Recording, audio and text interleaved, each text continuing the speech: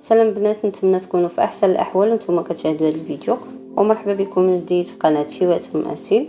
غادي نشارك معكم ان شاء الله في هذا الفيديو واحد الحليوه كتجي راقيه في الشكل ديالها وحتى في المذاق لذيذه بزاف.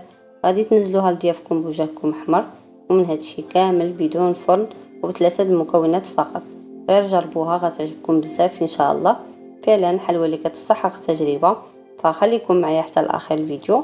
واذا كنتوا اول مره كتزوروا القناه ما تنساوش تشتركوا في القناه وتفعلوا زر الجرس باش يوصلكم كل ما هو جديد، وما تنساوش لايك للفيديو الى عجبكم اكيد.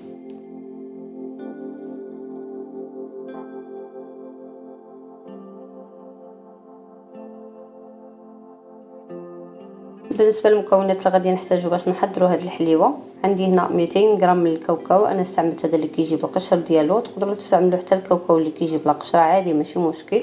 200 غرام من البسكويت